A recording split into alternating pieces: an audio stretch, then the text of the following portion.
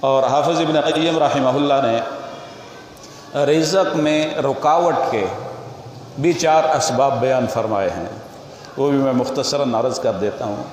فرماتے ہیں 4 تمنع الرزق، 4 سبب ایسے ہیں جو انسان کے رزق میں رکاوٹ ڈالتے ہیں، اس کو روک لیتے ہیں۔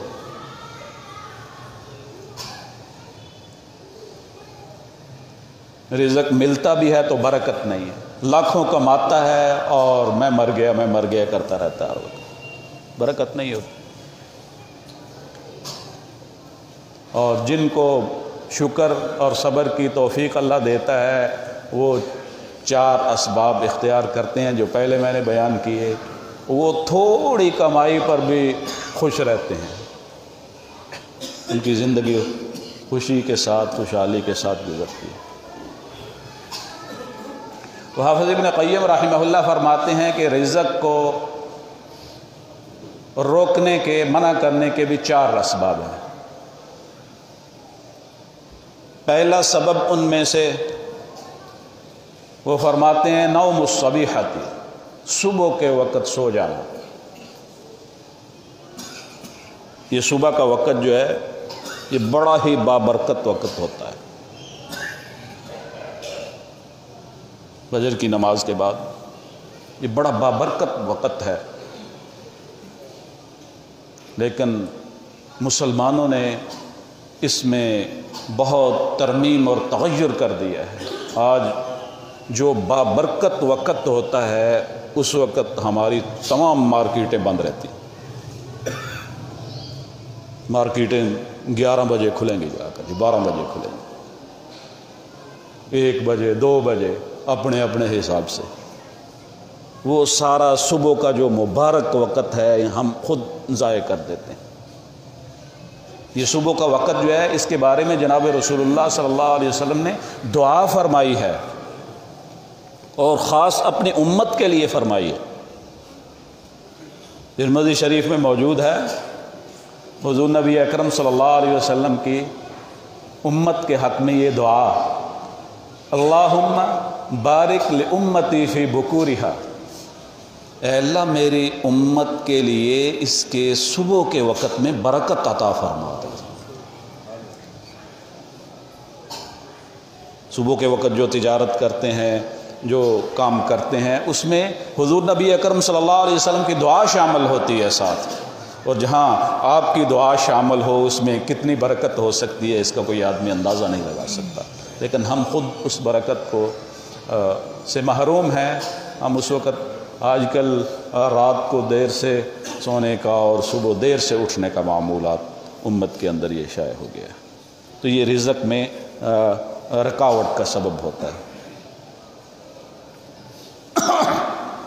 اور دوسرا سبب رزق میں رکاوٹ کا حافظ ابن قیم رحمہ اللہ فرماتے ہیں وقلۃ الصلاۃ، صلاۃ عربی میں متعدد معنی میں استعمال ہوتا ہے، نماز پر بھی بولا جاتا ہے، رحمت پر بھی بولا جاتا ہے، دعا پر بھی بولا جاتا ہے، تسبیح پر بھی بولا جاتا ہے۔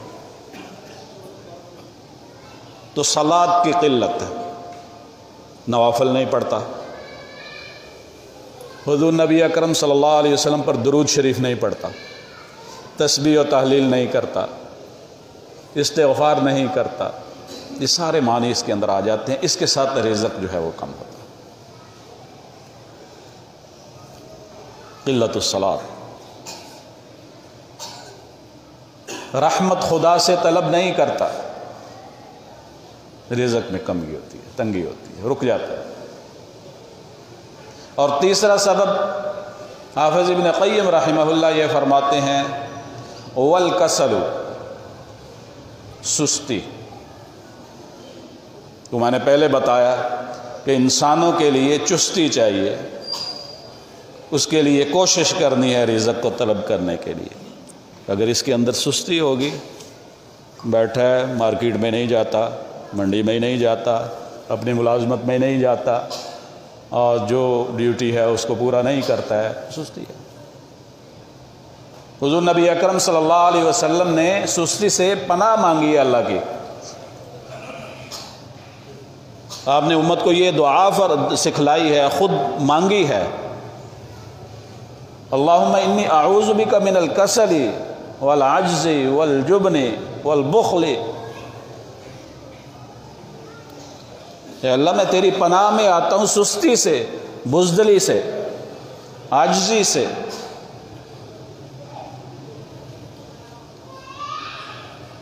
سستی ہے انسان کے لیے۔ ہمارے پنجابی کا محاورہ ہے، آپ حضرات سب نے سنا ہوگا، وہ کہتے ہیں کہ ستے پے دے کٹے ہی ہوندے نے۔ ایک آدمی سستی کی وجہ سے سو گیا ہے، اس محاورے کا پس منظر تو آپ کو پتہ ہی ہوگا۔ ایک آدمی سستی کی وجہ سے سو گیا ہے اور دوسرا جاگ رہا ہے، دونوں کی بھینس نے بچے دیے ہیں، ایک نے کٹا دیا اور دوسری کے نے کٹی دی ہے۔ وہ سویا ہوا ہے جس کا اس نے کٹی لے لی اور اس کے ساتھ کٹا باندھ دیا۔ جو کہتے ہیں کہ ستے پے دا کٹا ہی ہونا۔ اس وجہ سے کوشش کریں، چستی اپنے اندر پیدا کریں، رزق حلال کو طلب کریں، یہ عبادت ہے۔ اس سے رزق میں اللہ تبارک و تعالی اضافہ فرماتے ہیں۔ اور چوتھی چیز حافظ ابن قیم رحمہ اللہ یہ فرماتے ہیں، جو رزق میں کمی واقع کرتی ہے، والخیانت، وہ خیانت ہے۔ آج کون تاجر ہے جو یہ دعویٰ کرے کہ وہ خیانت نہیں کرتا؟ بہت انگلیوں پر گنے چنے امت میں ایسے لوگ رہ گئے ہیں۔ ہر چیز میں خیانت،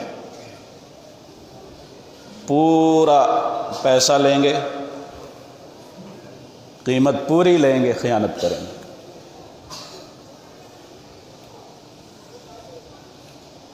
پوری قیمت لیں گے، چیز 2 نمبر دیں گے۔